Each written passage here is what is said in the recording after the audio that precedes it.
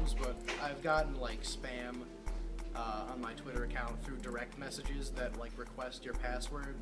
I mean, like, I guess I was kind of naive. I ended up like giving them a password, and then I ended up like changing my password because of that. Nothing too severe though.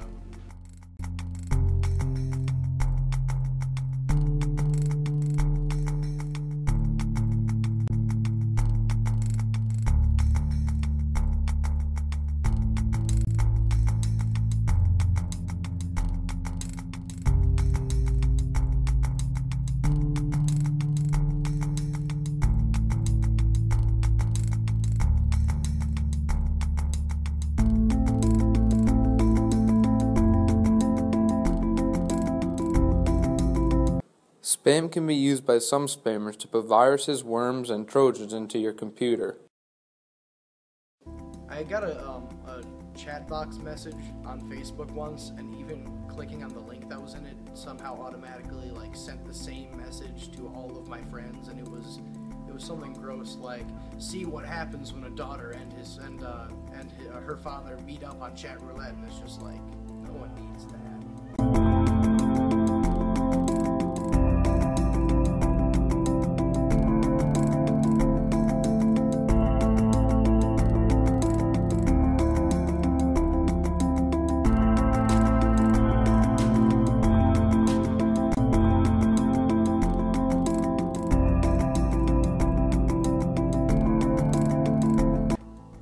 The 419 scam is the old thing that we've had around for years. This idea that some Zimbabwe widow has got her money all cut up in a bank somehow, and they need it to get it back. So only you, by giving them your banking information, can they give you a cut of that money.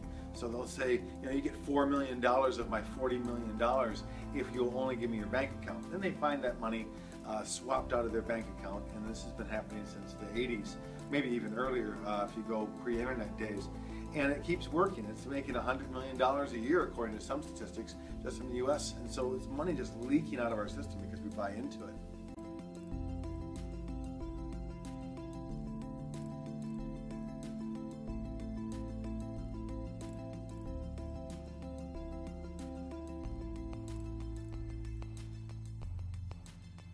This thing is kind of morphed into Facebook. What's happening there is the same deal. They still want your banking information. They still want to be able to suck the money out of your account, but they do it now using your own Facebook friends. They'll hijack a profile, and then they'll tell you that they'll send a message to all the Facebook friends saying, like, I'm stuck in Australia or stuck in Eastern Europe somehow. I've had a misfortune. I'm in jail, or I need bus money. Whatever it happens to be, and they say the only way it works is if you send me your bank routing information right away, and you'll be able to help get me out. Grandma, please get me out.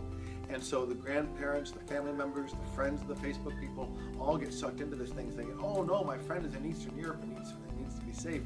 And they do the same thing. And so the money is now working through Facebook and social networks with people you supposedly trust. Some viruses are meant to spy on you when you're online, called spyware or adware. Some force to go into their websites every time you open your search engine. Programs will attach themselves to your computer's operating system in a way that prevents you from removing them.